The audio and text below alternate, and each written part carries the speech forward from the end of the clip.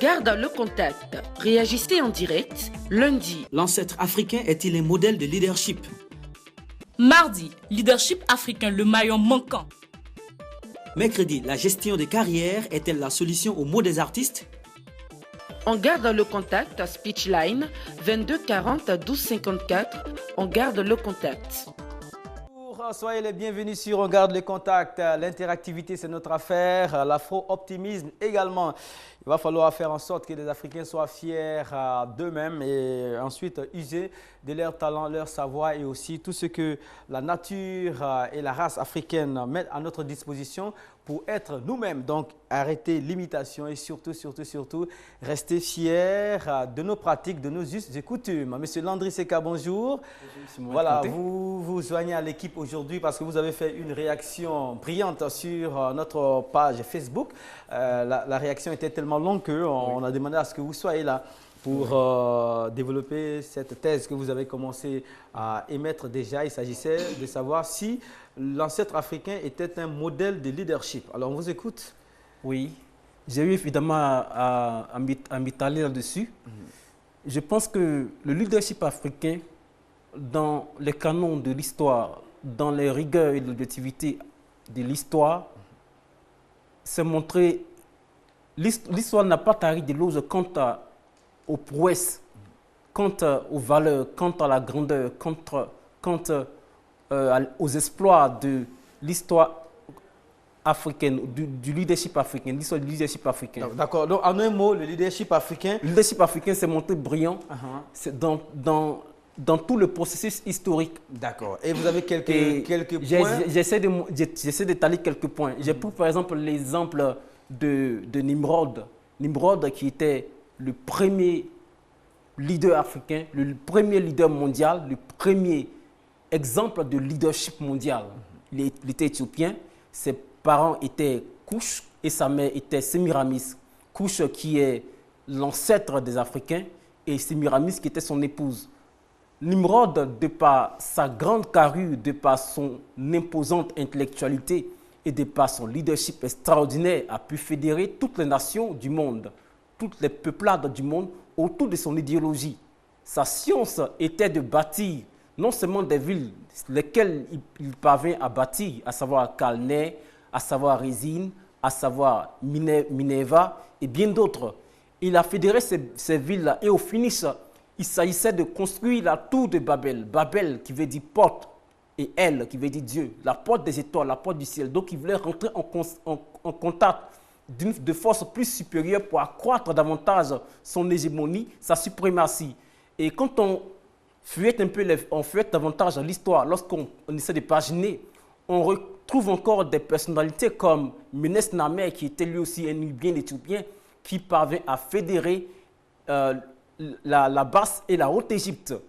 On continue encore cette réflexion. Lorsqu'on regarde davantage ces éléments, on constate que les feuillets historiques ont porté leur regard sur des personnalités telles que Thalès, Socrate, qui sont arrivés, à mon sens, les premiers en Égypte. Thalès, par exemple, il est arrivé, il a étudié les mathématiques, il a vu les prouesses, il a vu la grandeur, il a découvert la splendeur de ces pyramides égyptiennes. Il a pu flirter, il a pu titiller, tutoyer toutes ses connaissances. Il a appris les mathématiques auprès des grands recteurs, de grands philosophes, de grands poètes égyptiens tels que Seknoufis, toutes ces grandes figures lui ont mis en lui un dépôt. Après avoir acquis toutes ces connaissances, il est arrivé en Grèce, il a pu convaincre son confrère Pythagore, qui est arrivé lui aussi en Égypte, est arrivé là. Voilà, la démonstration était tellement longue que lorsque j'ai vu le texte sur le profil, je me suis dit, il faut absolument que ce monsieur soit là. Oui.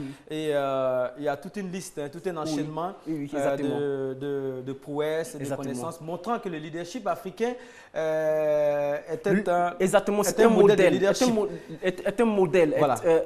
À mon sens, une valeur, je dirais, principielle. D'accord. Alors, qu'est-ce qui fait que ce leadership-là n'est pas celui qui est usuel aujourd'hui? Qu'est-ce qui a manqué pour coller au sujet du jour? Quel est le maillon manquant? Qu'est-ce qu'il faut améliorer pour que ce leadership-là soit celui qui soit aujourd'hui d'actualité? Je vais commencer par dire d'abord que il y a un principe qui est simple, qui est clair. On ne construit pas le présent sans porter un regard sur le passé. Il y a un grand philosophe qui a pu dire comme ça que la philosophie est comparable à un arbre. Les racines sont la métaphysique, le tronc, la physique, et les branches, les autres sciences. Les racines de l'Afrique, c'est le passé. Le passé de l'Afrique constitue la force motrice qui va booster l'hégémonie africaine. Il faudrait que l'Afrique puisse digitaliser, fossiliser, faire en sorte que ce passé-là soit fossilisé dans son inconscient psychique et collectif. Sans quoi, l'Afrique ne pourra pas vraiment rebondir. Il y a une rupture, je dirais, épistémologique. Il y a une démarcation abyssale entre le passé de l'Afrique et le présent de l'Afrique. Ça, c'est un problème très criard. Merci beaucoup. La contribution de Landry Seka, coach et homme de lettres, par rapport au sujet d'hier et aujourd'hui. Hier, c'était d'essayer de savoir si le leadership, l'ancêtre africain était un modèle de leadership. Aujourd'hui, on va chercher la pièce manquante. Merci beaucoup et continuez de nous écrire et soyez actifs sur la page Facebook de l'émission. Seydina Chérif Ahmed, ça va Seydina, on est très heureux de vous retrouver. Merci beaucoup, moi également. À côté de vous, on a M. Diop Ismaël, qui est toujours avec nous pour la prolongation. Et sans oublier Touré Emmaüs, qui est coach conférencier international, coach et consultant en efficacité personnelle, président de l'Association nationale des coachs professionnels de Côte d'Ivoire. Bonjour, docteur. Oui, bonjour. Voilà, la prolongation aujourd'hui va concerner la pièce manquante au leadership africain. En d'autres termes, qu'est-ce qu'il faut améliorer à la façon de conduire les choses pour que aujourd'hui ce leadership-là puisse servir de modèle ou encore puisse nous aider à atteindre certains objectifs, comme on le fait ici. Lorsque c'est très chaud, on fait appel par exemple au chef coutumier. Tout à fait, tout à fait, je suis parfaitement d'accord. Je pense qu'il y a naturellement, comme on l'a dit hier, il y a eu de grands leaders, de bons leaders, de grands leaders et malheureusement des gens qui ont échoué. Alors, certainement, le secret pour l'Afrique, c'est de modéliser les meilleurs. Aujourd'hui, il y a eu ce qu'on appelle transfert de compétences et il y a des gens qui l'ont compris, qui ont créé ailleurs d'autres techniques de modélisation. Je pense qu'en Afrique, on pourrait modéliser nos leaders. Il a parlé de Racine et tout. Donc, on pourrait prendre ce qui est bien des gens qui, n'est-ce pas, ont pu faire la différence et voir quel était leur secret. Et puis, calquer cela, n'est-ce pas, à notre réalité. Actualiser cela, s'en inspirer. Voilà. L'on vous rappelle que Kone Satigui va nous rejoindre dans seulement 5 minutes. En attendant, on va plonger au plus profond de nos racines. On va rester collé à la tradition avec la Bissa à côté, Bassam qui est aujourd'hui au patrimoine mondial de l'UNESCO grâce à tout ce qu'on a de culturel là-bas. On va vous proposer l'une des éditions de la Bissa et on se revoit tout de suite, c'est Kamof.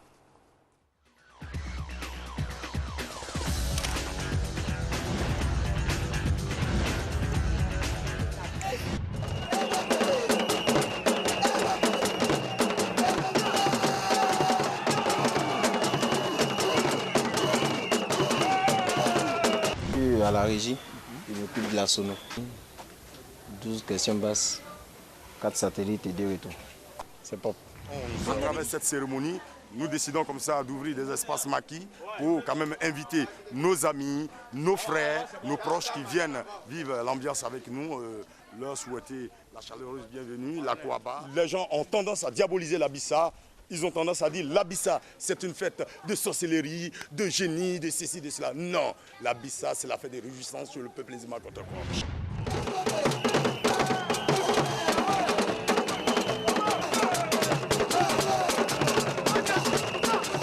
Grande foule, grande animation, vraiment beaucoup de joie, beaucoup d'excitation. Cette année, nous avons encore une année exceptionnelle avec la Bissa, qui est un esprit de conciliation, un esprit de paix, un esprit de retrouvailles.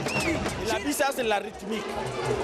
Et j'appelle le Dongbele, qui est le tam-tam sacré, qui est le tam-tam majeur, pour lui dire, tes enfants sont là.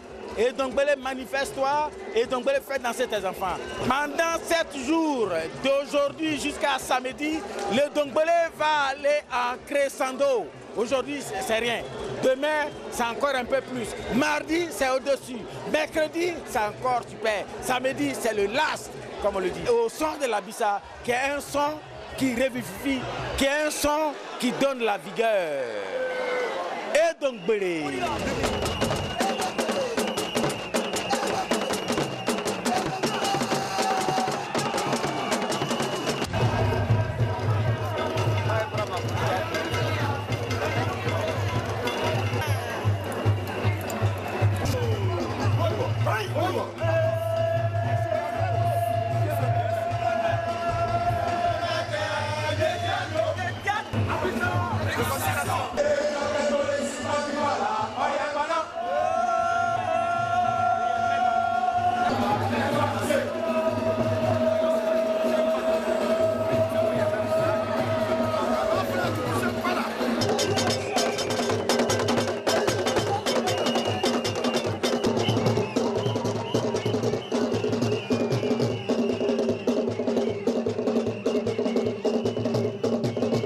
Je pense que tout Nzima, fier de ses origines, fier de son peuple, fier des traditions, a l'obligation d'être là à la Bissa. C'est notre fête de fin d'année à nous. Et je pense que c'est le meilleur moment pour la grande famille Nzima de laver le linge sale. Et comme on dit chez nous, on lave le linge sale en famille. Et quand il est lavé en famille, c'est vrai qu'on repart de là sans rancœur et sans vengeance, sans être revanchard. Voilà, la Bissa, la tradition en mouvement, hein, Monsieur Kone Sategui. Merci de nous rejoindre. Merci beaucoup. Je rappelle que vous êtes président de FEDOSI, de la FEDOSI, oui. Qui rassemble 800 ONG. Exactement. Et aussi, vous avez fait des études en sociologie. Sans oublier que vous êtes l'auteur d'une œuvre baptisée Laban Malon. C'est en malinké, ça veut dire que personne ne connaît sa destinée ou sa fin. Hein? D'accord. Un petit commentaire sur la Bissa quand même qui nous ramène à nos sources. Oui, on n'a pas tout perdu. Oui, c'est ce que je voulais dire. J'ai dit, quand on demande aujourd'hui à tous ceux qui assistent à de telles belles fêtes, on se demande d'où ça vient. Donc ça veut dire que l'Afrique a quand même quelque chose à garder. On a quand même gardé, comme l'a dit tout à l'heure le docteur, il nous suffit aujourd'hui vraiment de rendre plus dynamique ce que nous avions, ce dont nous avons hérité. Et je crois qu'il y a de l'espoir, franchement. Et je vais dire aussi que bon, notre mode de vie actuel est un peu calqué sur l'ancien temps. Parce que Mewe disait tout à l'heure, c'est la fin d'année Nzima. Tout Nzima doit assister à la Bissa. Oui. Et c'est ici qu'on règle nos problèmes, on lave le linge sale. Oui, oui. Lorsque le linge sale est lavé en famille, oui. On part de là sans rancune. Oui. Et le docteur a dit hier qu'il fallait apprendre à accepter les critiques. Je pense que là-bas, on ne s'en plaint pas. Lorsqu'on vous prend sur une situation, oui. Je pense qu'il n'y a pas à être réfractaire à ça. Hein, au nom de la tradition, on accepte certaines choses qu'on n'accepterait pas aujourd'hui. Bon, moi, je pense que l'Afrique a eu peut-être une rupture, comme l'a dit tout à l'heure le monsieur qui a fait une brillante intervention. L'Afrique a connu une rupture. Il y a certaines valeurs qui peuvent fonder vraiment une vraie civilisation que nous avons peut-être oubliées ou perdues malheureusement. Est-ce que ce n'est pas le fait que nous ayons mis l'accent juste sur l'étude des données européennes ou autres continents sans véritablement cultiver l'amour même pour les figures africaines? Quand vous regardez les livres d'histoire, il est rare qu'on nous présente un grand chef africain comme un vrai chef universel. On les présente davantage comme des sanguinaires, comme des personnes qui maltraitaient leur peuple. Moi, je crois que toutes les sciences ont leur rôle aujourd'hui. Les historiens doivent ressortir, à mon sens, les valeurs qui peuvent faire envie, qui peuvent donner envie. Parce que lorsque vous avez une référence, lorsque vous avez un modèle, on cherche à lui ressembler. En son temps, quand on parlait de Sundiata, le guerrier courageux, on a quelques fiertés à défendre. Et j'estime que la Bissa aujourd'hui montre que nous n'avons pas tout perdu. Et il n'y a pas que la Bissa. Quand vous regardez les groupes socio-ethniques en Côte d'Ivoire, il y a beaucoup à puiser. On se demande souvent, mais pourquoi on ne puise pas? D'accord. Voilà. Dédicace à tous ceux qui nous suivent depuis Bassam. Hein. Ils sont nombreux qui sont connectés sur RTI2 à Bassam. Nous rappelons que l'émission est réalisée par Fatou Koulibaly et toute l'équipe qui est là vous salue, madame, messieurs de Bassam.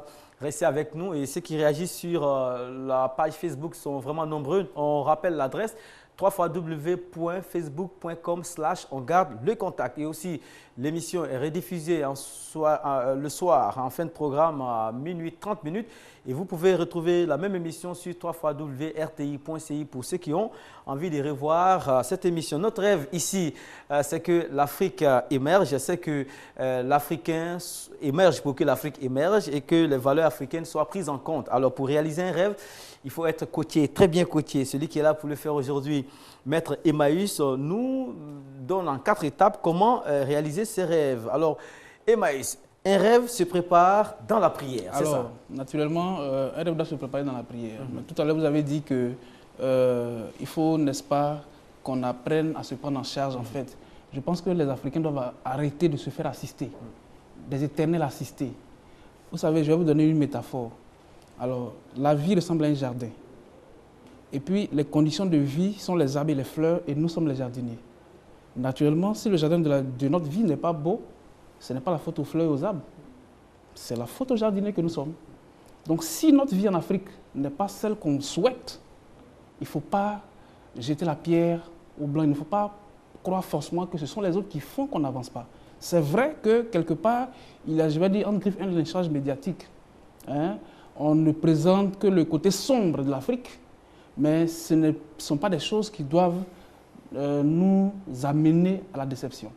Et donc, c'est dans cela que nous avons décidé, n'est-ce pas, de travailler dans le domaine du développement personnel, du leadership, pour amener les gens à réaliser que chacun peut se prendre en charge, chacun a le potentiel, les capacités, les aptitudes qu'il faut pour mener sa vie là où il veut aller.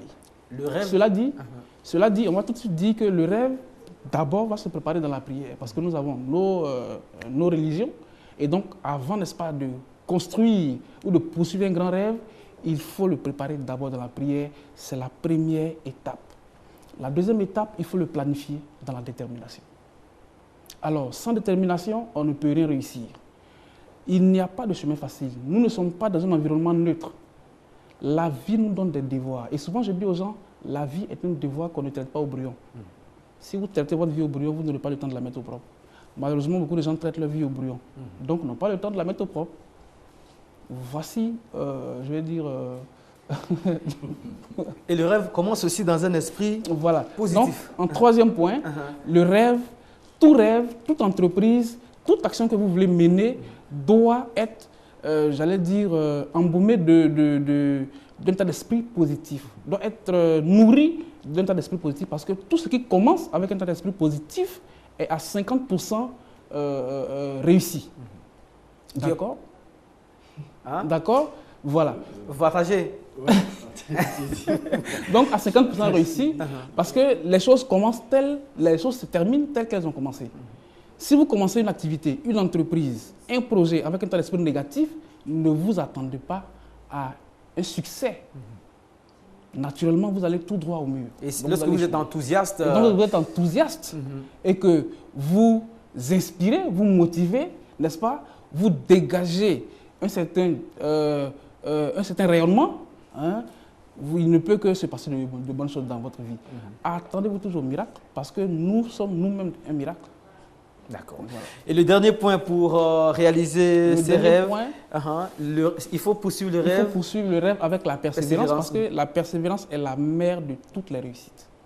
Il n'y a pas de succès, il n'y a pas de grand succès sans persévérance. Et vous savez, souvent je dis aux jeunes Africains, quelquefois les gens viennent me voir à mon cabinet et disent « Maître, je ne sais pas ce que je vais faire ».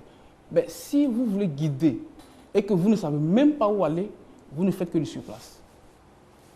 Avant de commencer, il faut d'abord avoir à l'esprit la destination finale. Savoir avec exactitude où vous voulez aller. C'est très important. Et puis maintenant, il faut persévérer. Il faut persévérer parce que Dieu lui-même nous l'a démontré. Tous les grands prophètes, tous les grands maîtres qui ont vécu sur cette terre nous ont fait montre de leur persévérance. On ne peut rien obtenir, on ne peut rien acquérir dans la facilité. Il faut insister. Il faut donc fuir les gens paresseux. Il faut fuir ceux qui passent leur temps à exposer leurs problèmes. voyez? Et donc, modéliser, comme je l'ai dit tantôt, modéliser toujours les meilleurs parce qu'ils ont un dénominateur commun, c'est la persévérance. Voilà. Les mettre en valeur. Arrêter de tirer sur ceux qui se battent. Voilà. Et surtout, de ne pas reculer au premier obstacle. Non, il ne faut même pas du tout reculer, il faut plutôt foncer sur le lion. C'est ça, surtout. Foncer sur votre lion. Et vous avez dit qu'il faut faire ce que les gens ont peur de faire, généralement. Tout à fait. Voilà. Il faut faire ce que les gens ont peur de faire. Et vous savez, les gens qui échouent ont un dénominateur commun. Il y a un seuil qu'ils ne peuvent pas dépasser. Il y a un seuil qu'ils ne peuvent pas dépasser. Ceux qui réussissent vont au-delà parce qu'ils se sont conditionnés au succès. D'accord. Voilà. Alors, madame, messieurs, l'on vous rappelle que vous êtes sur On Garde le Contact. Le sujet du jour, c'est la recherche du maillon faible dans le leadership africain. Ou en d'autres termes, qu'est-ce qu'il faut parfait dans la façon de conduire les choses des anciens pour que cela nous serve de modèle aujourd'hui et comment l'intégrer à nos façons de faire pour que l'on ait une existence pacifique et aussi une existence de gagneur. Alors, Koné Satigui, vous qui avez à charge autant d'ONG, les 4 points que vient de développer Dr Emmaüs vous intéressent? Oui, je pense que c'est la clé. Moi, ce qui m'a le plus marqué, c'est la détermination. Et vous savez, il y a certaines personnes qui disent que nos émotions, notre volonté transforme les étoiles. On est en plein bac aujourd'hui. Vous verrez que l'élève qui ira en classe en étant convaincu qu'il va échouer, à tous les coups, il va échouer. Donc, il se dit ça, je ne vais pas être réussi, il ne va pas réussir. Mais celui qui dit, est-ce que je vais réussir, est-ce que je ne vais pas réussir, il risque d'avoir peut-être un demi-point. Mais celui qui se dit, ce bac-là, je vais l'avoir, il va travailler en fonction. Sa détermination va agir sur les étoiles, comme on le dit, et il aura le résultat. Et chez nous, c'est la même chose. Nous avons aujourd'hui 886 ONG dans toutes les villes de Côte d'Ivoire. Mais je vous dis, souvent on dit, mais président, est-ce que tu dors? Parce que j'envoie des mails à 2 h du matin, à 3 h du matin. Parce qu'on ne peut pas se plaindre, comme l'a dit Maître. Je vous dis, on se plaint toujours quand les gens m'appellent, disent, président, je vais aller là-bas, mais est-ce qu'il y a du travail? Je dis, mais créons le travail, non. On peut le faire. Donc moi, je suis d'accord qu'il faut que les Ivoiriens, les Africains même, aient confiance en eux-mêmes. Je vous dis, Ahmed, vous prenez aujourd'hui un de vos voisins, on dit, la présidente de la République a besoin d'un comptable. Même s'il a une maîtrise en comptabilité, il va dire, tiens, ça, je ne peux pas. Et voilà la réaction qui nous met toujours en retard. Mais est-ce qu'il a essayé? Et quelqu'un disait, un grand penseur a dit que ce qui est pire qu'échouer, c'est le fait de ne pas essayer. Surtout. C'est clair. Et moi, pour continuer un peu, je vais vous rendre un témoignage rapidement. En fait, j'ai eu à coacher un élève de terminale, il y a, je crois, 2 ou 3 ans maintenant, qui a eu le bac, mention très bien, avec une matière à moins. Il n'a pas composé une matière? Oui. Et aujourd'hui où je vous parle, il est à l'extérieur, il poursuit ses études. Pour dire que ce n'est pas de la théorie que nous sommes en train d'enseigner aux gens. C'est de la pratique. Les témoignages, il y en a. Voilà. Ismaël Diop, je veux dire que pour que l'afro-optimisme prenne, il faut que ce rêve-là soit nourri. C'est un rêve qui est caressé. Il ne faut pas qu'on se limite à caresser ce rêve. Il faut qu'on nourrisse ce rêve-là. Vous savez, il y a un adage africain qui dit « il faut savoir d'où je viens pour pouvoir affronter où je vais ». Avoir déjà le courage, c'est de savoir d'où tu viens, qui tu es. Tu viens de quelle lignée et de quelle famille. À partir de ce moment, tu n'as peur de rien. Quand vous voyez les Djeli en train de chanter les louanges des grands guerriers, ils ne sont pas guerriers parce qu'ils sont nés courageux. Ils sont guerriers parce qu'ils sont descendants de grands guerriers. Et là, leurs descendants font qu'ils n'ont pas peur d'affronter la vie. Donc, je pense qu'on ne peut pas copier textuellement ce qui s'est passé avec nos ancêtres. Mais pour avancer et pour être meilleur, on doit s'inspirer déjà de ce qu'ils ont fait. Et s'inspirer, c'est avoir toutes ces valeurs-là. Et c'est ce qui va nous mener au devant de la scène internationale. Voilà. Madame, Messieurs, dans seulement quelques minutes, le débat sera ouvert. Le préliminaire va prendre fin avec Seydina Cheikh. Seydina Chérif Ahmed. Oui. Alors Seydina, vous avez écouté en tout cas les autres autour de vous. Bien sûr. C'est un rêve pour vous, pour que l'Afrique devienne émergente. C'est clair. Alors ce rêve-là, il faut le nourrir. Les clés ont été données par Dr Emmaüs. Oui. Vous partagez les différents points qui ont été développés? Je partage beaucoup ce qu'il a dit. Mais je souhaiterais quand même dire que ce que le docteur vient de développer s'adresse directement à nos intellectuels, à nos diplômés. On souhaiterait que les diplômés africains puissent mettre leurs diplômes au service de la culture africaine. La culture seule? Si, parce que la culture même, là, c'est le début et la fin de l'existence de l'homme. Donc, si on dit de mettre à la culture, ça veut dire que de mettre à la disposition même de l'homme africain, à notre culture africaine. Parce que le doyen disait ça hier. Ils disent qu'il y a plein de diplômés. Par exemple, il y a des diplômés en droit qui ne savent pas l'existence de Kokanfunga. Il y a des diplômés en économie qui ne savent pas qu'il y avait une monnaie au Cameroun qui s'appelait le krou, un krou faisait 20 Deutsche Mark. Donc, il faut que ceux qui sont diplômés, il faut qu'ils puissent mettre leurs diplômes au service de la culture pour qu'on puisse sortir de cette léthargie. Merci beaucoup. C'est ce qui peut nous aider, quoi. Seydina Chérif Ahmed, président de l'ICN, l'Institut des civilisations noires, c'est un africaniste. C'est bas pour que l'Afrique soit en première ligne. On se revoit tout de suite après ce condensé de sujets qui seront traités cette semaine. On garde le contact. Réagissez en direct, lundi. L'ancêtre africain est-il un modèle de leadership? Mardi, leadership africain, le maillon manquant. Mercredi, la gestion des carrières est-elle la solution aux maux des artistes? On garde le contact, Speechline, 22 40 12 54. On garde le contact. Voilà, quel est le maillon manquant au leadership africain pour qu'il soit d'actualité aujourd'hui, pour qu'il nous aide à avancer, surtout sans heurte. Le micro s'est promené dans les rues d'Abidjan avec une équipe qui a rencontré des personnes qui étaient très intéressées par le sujet. Voici leur réaction et c'est la tasse d'été.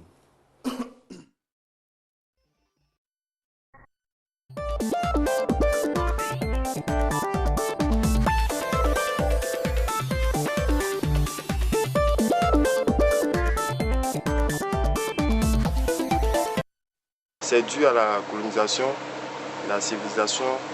Bon, ils ont employé d'autres moyens pour pouvoir nous diriger. Il y a eu peut-être problème de religion. Tout ça a rentré.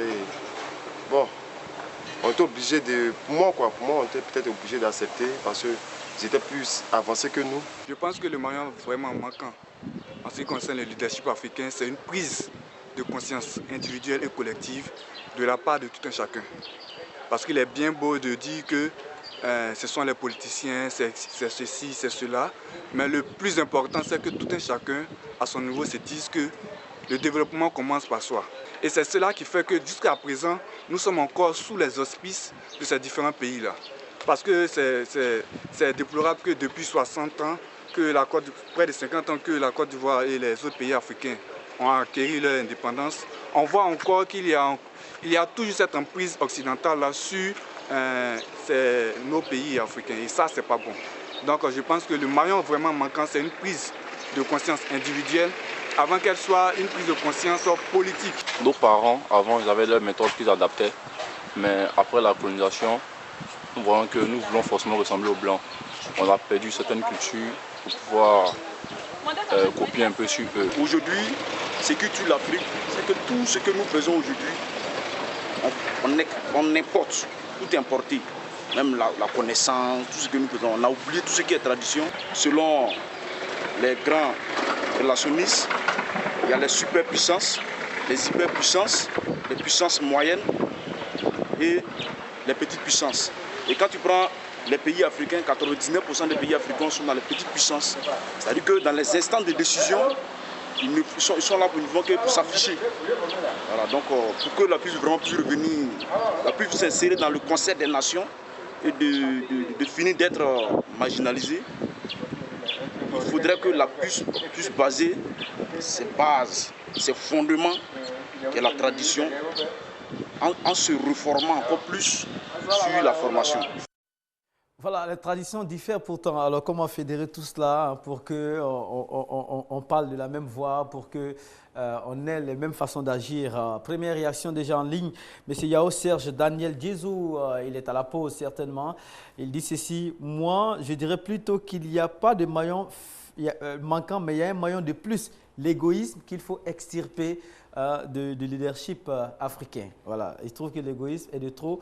Donc, il n'y a pas de maillon manquant, mais il y a plutôt un maillon en trop qui est l'égoïsme. Abdel Ediman, lui, il nous écrit ceci, c'est un long texte. Un leader est une personne capable de gérer un groupe, l'influencer et lui donner une certaine orientation. En Afrique, nos leaders sont ils sont certainement sous l'emprise de l'Occident, ils ne tiennent pas promesse, une fois l'objectif atteint, ils deviennent égoïstes, etc., etc. Et le souvenir de leur ascendance, ils gagneraient à être plus proches de la tradition, voilà, pour que les choses se passent sans heurts. Voilà. Il s'agit de 2 réactions qui viennent d'être postées à l'instant. Vous pouvez tout le temps poster vos réactions en direct et vous aurez l'occasion de savoir si cette réaction est bonne pour la suite des choses ou mauvaise. Alors, Diop Ismaël, voilà. C'est vrai que chacun souhaiterait qu'on fasse en sorte que la façon de mener les choses ici se base sur les traditions, sur les façons anciennes qu'on avait de mener les hommes, les communautés, les familles, etc., etc. Mais il y a une certaine pluralité ici. Comment trouver le juste milieu? La diversité culturelle et les différences plurielles existaient avant. Parce qu'il ne faut pas croire qu'aujourd'hui, on est devenu plus nombreux ou bien on est devenu différents et il y a plusieurs cultures. Mais quand tu prends à l'époque l'Empire du Mali, c'était une société multiculturelle. Mais avec ça, on gérait. Je pense que le maillon manquant, en réalité, pour le nouveau leadership, c'est notre racine qui nous manque. Parce que quand on dit un chef ne respecte pas sa parole, il est égoïste, tout ça, c'est une culture étrangère. Quand tu lis la Nofé avec Chaka de Senghor, où il te dit que Chaka a eu le choix entre l'amour de son peuple et l'amour de sa femme, il a tué sa femme parce qu'il voulait être libre pour se donner totalement à son peuple. Il n'a pas été égoïste. Ça, c'est une valeur africaine. L'Occident est inspiré par tous les grands penseurs gréco-romains, que ce soit les lois, que ce soit les structures de la société. À longueur de journée, à longueur de bouquin. Nous, en tant qu'Africains, on est inspiré par quoi? C'est la grande question qu'il faut poser. Mais même quand on parle de démocratie, elle correspond à une culture. Nous, on ne peut pas être la copie conforme d'une culture qui ne nous appartient pas. On va beau avancer, ça sera 3 pas en avant, 2 pas en arrière. 22 42 54, vous pouvez nous interrompre à chaque instant et apporter votre contribution sur ce plateau. Monsieur Kone Satigui, je vous voyais bien regarder, en tout cas tout droit, votre jeune frère Ismaël Diop. Oui. Certainement un additif ou quelque chose à retrancher de ce qu'il vient de dire? Non, je pense que c'est dans la droite ligne de ce qu'il disait. Vous savez que lorsque vous allez à une fête, même une fête d'école, que chacun vient avec son Yamakoudi, chacun vient avec son bis. En fait, vous n'êtes pas gêné de boire pour les autres. Or, on constate aujourd'hui que l'Afrique, qui a tant de richesses culturelles, historiques, tout à l'heure on le disait, les mathématiques, on l'a tous appris, les théorèmes de Thalès, ces théorèmes sont nés de l'étude des pyramides qui sont quand même en Afrique, ça c'est connu et reconnu. Mais comment se fait-il que l'Afrique veuille aller au rendez-vous de l'humanité sans rien avoir dans sa besace? Il faut qu'on arrive à aujourd'hui vendre. On a aujourd'hui l'histoire très proche de nous. On parle par exemple de nos leaders qui ont lutté pour les indépendances. L'Afrique a ce malheur, on ne célèbre que les morts et pendant un très court moment. On te célèbre une semaine et on t'oublie. Mais il aurait été intéressant qu'on puisse dire, mais attends, on l'a peut-être aimé ou pas aimé, mais qu'est-ce qu'il a proposé qui pourrait servir aux générations futures? On parle aujourd'hui de Soundiata, on parle aujourd'hui de Béhanzin, de grands leaders, des pharaons et autres, mais on ne présente pas ce qui peut aujourd'hui servir à notre génération. Et ce qu'il y a, moi je pense, tout à l'heure avant de venir, j'ai fait un peu à ma manière, j'ai interrogé un peu mes voisins, mais j'avoue que les gens ont dit l'Afrique commencerait par identifier certaines valeurs, 2 ou 3, mais tout ce que moi j'ai interrogé, on dit, commençons déjà à être des hommes de parole. Parce que ça, c'était une des caractéristiques du chef africain. Quand il s'engage, il est engagé jusqu'au bout et il ne renie jamais sa parole. On dit, on ne peut pas tout prendre. Et si l'émission que vous allez voir aujourd'hui peut amener le leader africain, l'homme politique africain, l'homme de la rue, à dire ce que je dis doit me caractériser, je crois qu'on aura gagné déjà un combat. Monsieur Docteur Touré et Maïs, est-ce que l'élite n'a pas été sonnée par les mots dans la bataille des mots? Je veux dire que pour évoquer les héros africains, on a des thèmes sanguinaires, nos grands guérisseurs sont traités de féticheurs, les croyants sont traités de fétichisme. Donc il y a une certaine terminologie qui n'est pas utilisée dans le bon sens, je veux dire. Tout à fait, mais justement, vous savez que c'est fait à dessein. C'est fait à dessein parce que pour ceux qui étudient un peu l'histoire, ils savent que tout est parti de l'Afrique. Voilà, tout est parti de l'Afrique. Aujourd'hui, comme le frère a dit, il faut qu'on prenne conscience de nos valeurs, qu'on apprenne à respecter ce qu'on dit. C'est par là que commence le vrai leadership. Il faut apprendre à ne pas vendre. Hier, quand je disais que certains de nos leaders sont des dealers que des leaders, en fait, c'est une façon de dire qu'il ne faut pas, n'est-ce pas, être là où on est pour se servir soi-même. Mais voyez, et on aussi, porte une vision. Préciser que leader, tel qu'utilisé ici, ne veut pas dire forcément leader politique. Hein. Non. Tous les meneurs Non, pas du tout. Moi, je parle parle. Tous ceux qui sont à la tête des communautés, moi, je parle de groupes de personnes. Voilà, de façon globale. Qui donnent une vision. Voilà. Je n'ai rien contre les hommes politiques. D'accord. Monsieur Diallo est en ligne depuis la commune de Koumassi. Diallo est au 22 40 12 54. Diallo, bonjour. Oui, bonjour, monsieur. Merci d'être avec nous. Ok, merci à vous. Alors, la question, vous l'avez déjà en tête. Oui. Alors, on vous écoute. Bon, moi, je pense qu'à propos du leadership africain, le maillon manquant, c'est la sincérité dans nos sentiments. La sincérité dans nos sentiments. L'Africain n'est pas sincère dans ses sentiments. La sincérité dans, dans ses rapports. Voilà. Nos sentiments, quand je dis sentiments, c'est-à-dire que l'Africain, il est beaucoup hypocrite. Beaucoup hypocrite. Voilà. C'est-à-dire aujourd'hui, c'est vrai, moi je pense que ce qui se passe là, c'est le cours normal des choses. On va apprendre au fur et à mesure quand on va se casser la tête. Parce qu'aujourd'hui, c'est-à-dire quand on prend ces Occidentaux, ils sont sincères dans leurs sentiments. C'est-à-dire quand ils ne veulent pas quelque chose, ils ne veulent pas. Mais on vous montre... Ils aiment la nature, ils aiment la nature. C'est l'image qu'on vous amène d'eux ou est-ce que c'est comme ça qu'ils sont? C'est comme ça qu'ils sont. Aujourd'hui, c'est comme ça qu'ils sont. C'est-à-dire l'Africain sait que le blanc, lui, il sait que si je suis hypocrite, je suis hypocrite. Quand je veux, je veux. Quand je ne veux pas, je ne veux pas. L'Africain, il est beaucoup hypocrite. Et on nous apprend ça depuis tout petit. Hein. C'est-à-dire l'enfant, quand il fait quelque chose, papa l'appelle, il ne faut pas faire comme ça, parce que l'on va dire qu'on t'apprend à être hypocrite, tu grandis avec ça. Tu n'es pas sincère dans tes sentiments. Lorsqu'on va être sincère, là, tout va changer. D'accord. Donc la sincérité. L'autre aussi, la toile disait tout à l'heure, sur notre page Facebook, disait qu'il fallait extirper l'égoïsme, qui est un maillon de trop. Vous dites que le maillon manquant, c'est l'hypocrisie. C'est l'hypocrisie, en fait. Depuis nous ne sommes pas sincères. D'accord. Ne nous gavez pas de tous les mots. D'accord, merci beaucoup. Seydina, vous qui êtes défenseur, grand défenseur de l'Afrique, on nous traite pour que le leadership avance bien.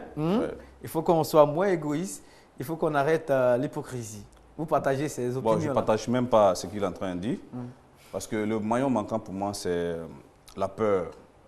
La peur. Il faut qu'on ajoute la peur ou on enlève la peur? La peur, ça dit que ceux qui ont, juste après les indépendances, ou bien les nouveaux leaders, ceux qui nous conduisent aujourd'hui, dans tous les plans, comme on le dit, je pense qu'il y a la peur, il y a l'ignorance, et puis il y a la méconnaissance même de soi. D'accord. On va aller au Gabon, retrouver M. Mamadou, qui nous attend au standard. M. Mamadou?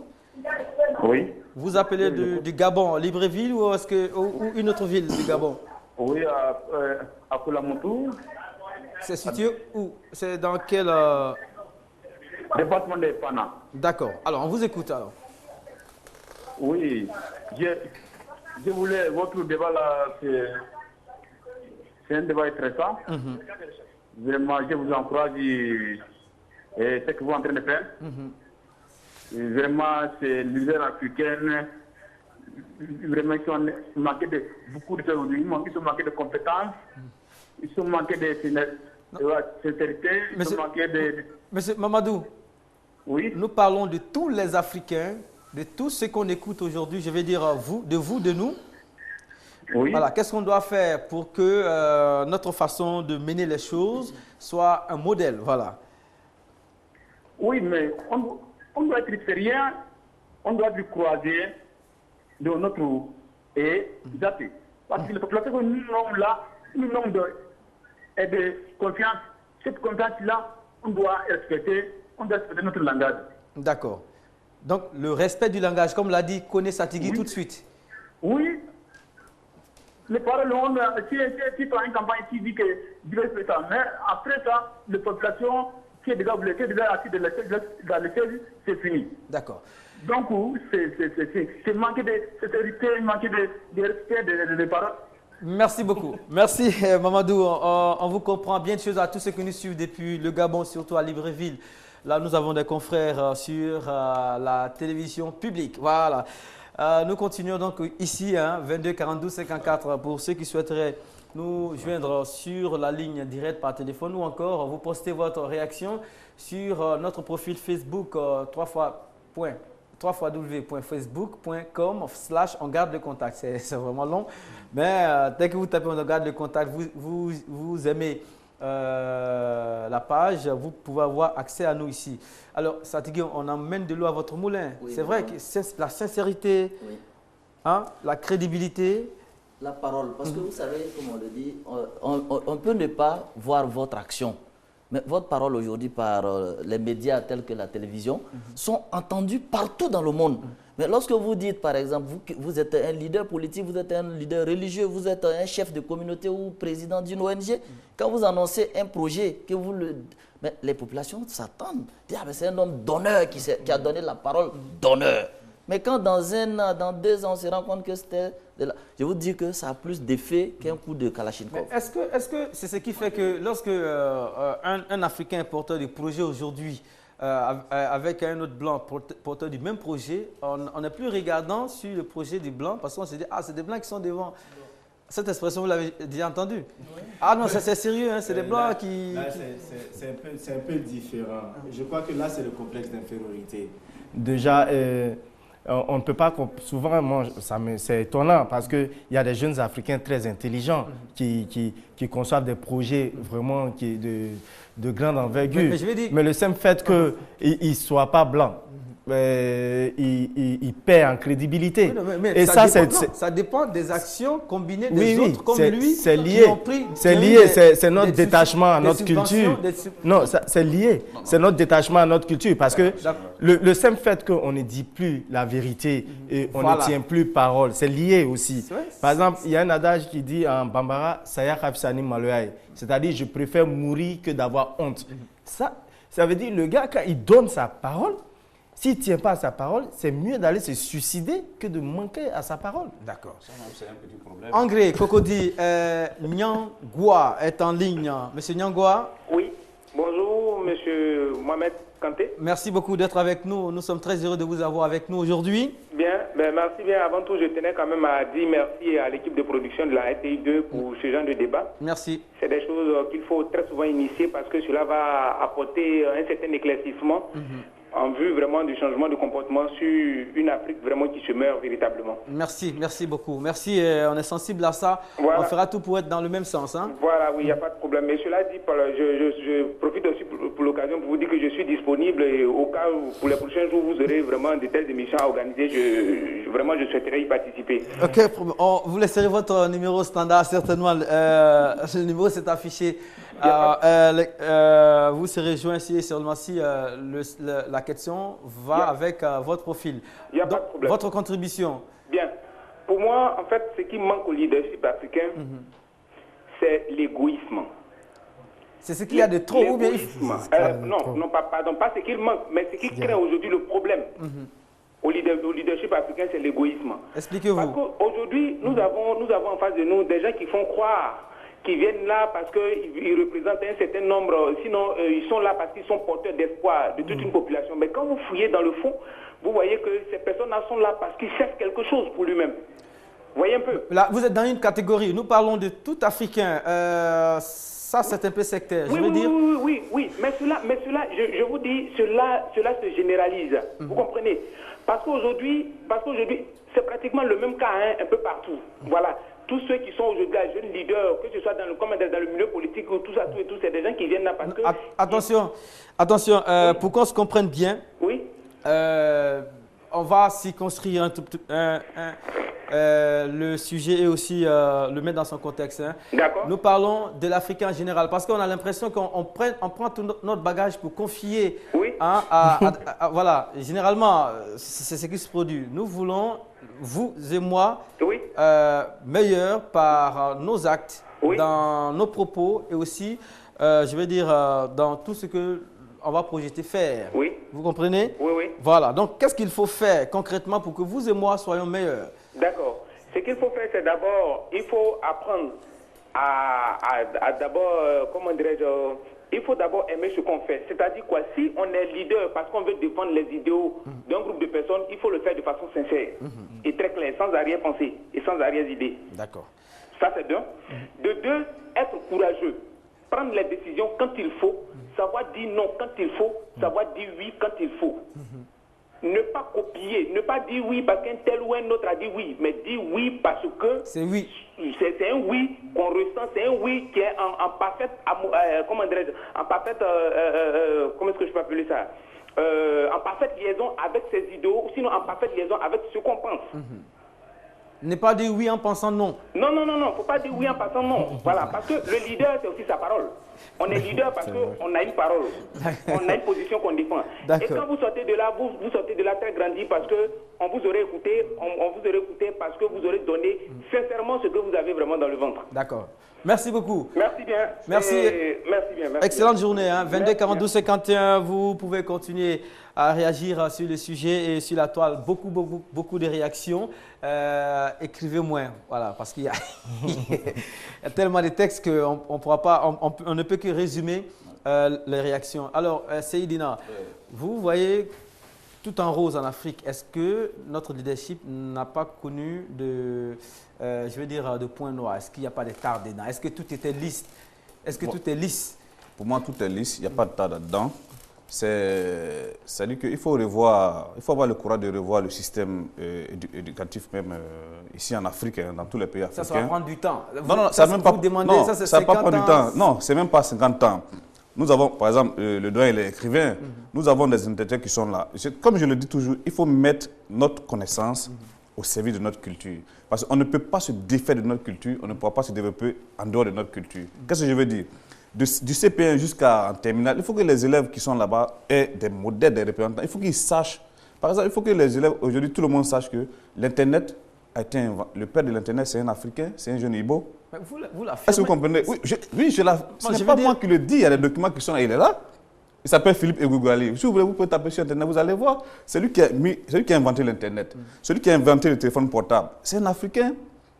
Hein, Philippe Samson. Donc, il faut que les Africains, depuis le CP1, connaissent ces jeunes personnes. Il faut qu'on les répertorie. Ils sont beaucoup, on ne peut même pas les répertorier puisqu'ils sont beaucoup. Il faut que l'Africain qui va à l'école se dise que la chimie, là, c'est une science, c'est pour moi. C'est ma science. Parce que la chimie, ça veut dire science de l'homme noir. C'est ma science, c'est pour moi. C'est ma connaissance. 2 minutes. Hein. Nous allons commencer avec M. Kouandé. M. Kouandé, bonjour. Bonjour, monsieur. Merci d'être avec nous.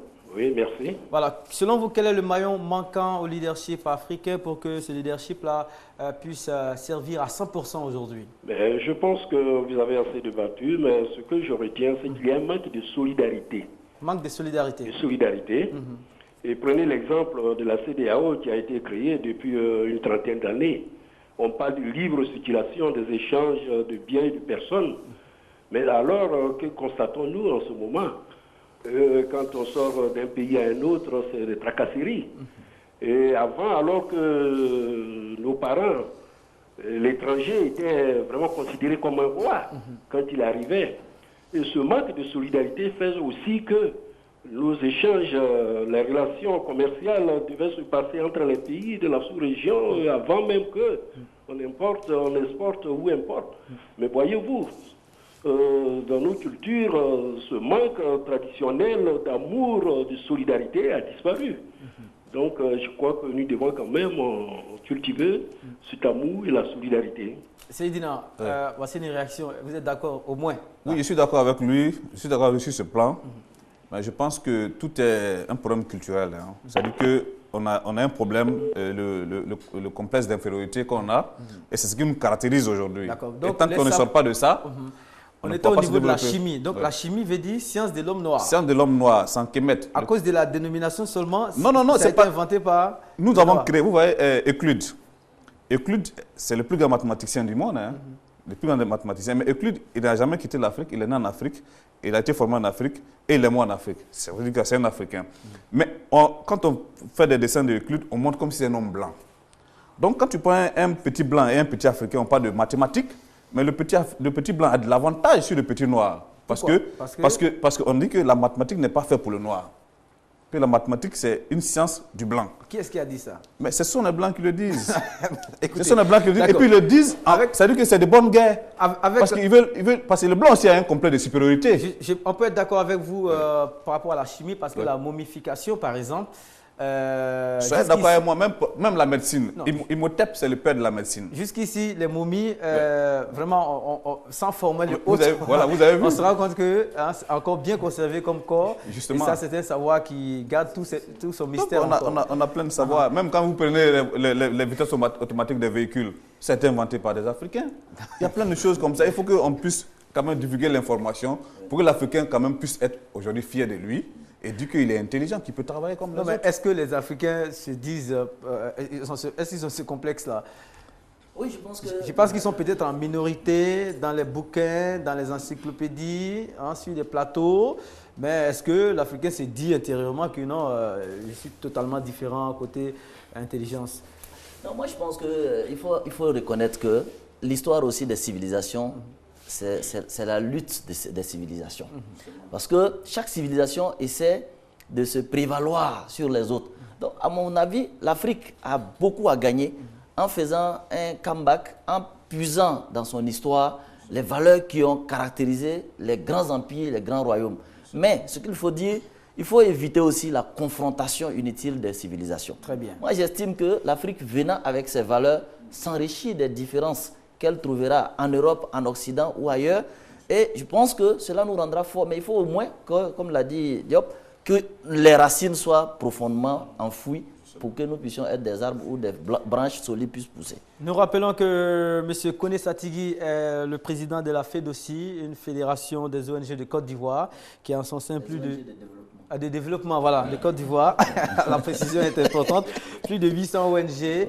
Et votre actualité, c'est votre dernière œuvre de littérature, Labamalon, qui est disponible. Merci beaucoup d'avoir accepté notre invitation. Vous et nous, on se quitte ici pour cette semaine. Emmaïs Touré, en termes de conclusion, qu'est-ce qu'on peut dire? Alors, d'hier à aujourd'hui, est-ce que le leadership africain était un modèle? Aujourd'hui, quel est le maillon manquant? Alors, je pense qu'on peut résumer tout ça en quelques mots. Dire tout simplement qu'il faut qu'on soit fier, n'est-ce pas, de notre peau, de notre Afrique, qu'on modélise, comme je l'ai dit tantôt, nos grands leaders qui ont fait leur preuve, et n'est-ce pas, qu'on essaie de se défaire de ce complexe d'infériorité. Voilà. Il faut, n'est-ce pas, que les Africains, les jeunes Africains, les Africains en général apprennent à se faire confiance et se disent qu'ils ont aussi leur place dans le concert des nations. Merci beaucoup, Touré Maïs, coach, conférencier international, coach et consultant en efficacité personnelle, président de l'Association nationale des coachs professionnels de Côte d'Ivoire. Vous aussi, on se revoit demain certainement, parce que demain, on est avec les artistes. Vos désirs sont des ordres. On est avec les artistes, Guy Defay d'un côté, les autres de l'autre côté. On parlera des mots des artistes. Est-ce que la gestion de carrière est la solution aux mots des artistes? Voilà. Est-ce que ça seulement peut suffire pour qu'un artiste émerge? Voilà. Monsieur Ismaël Diop, voilà. Moi, je vais juste imager un peu. En fait, prenons un bébé africain. On le fait débarquer en Europe. Il grandit, il prend la culture européenne. Et arrivé un moment, il constate qu'il est noir. Et où il est, les gens sont différents. Il est confronté à un problème d'identité. Et là, il s'arrête.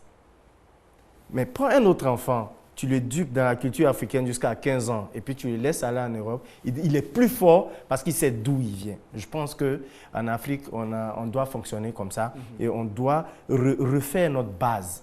C'est ça le plus important parce qu'aujourd'hui, nous, on est déjà partis dans dans le système. Il ne faut pas désespérer. Non, non, quand je dis on est déjà parti dans le système, on essaie encore d'apprendre notre culture, mais on ferait mieux pour une Afrique émergente, on ferait mieux de revoir notre système éducatif et former les plus jeunes pour pouvoir affronter l'avenir. Seydina Seydina Chérif Ahmed Ladji. Ah, Seydina, ouais, voilà, vous êtes la dernière personne à intervenir aujourd'hui. Oui, oui, je ne vais pas être long. Pour moi, il faut une révolution culturelle qui va aboutir à une dictature culturelle pour que l'Afrique puisse sortir de sa pauvreté. Radical.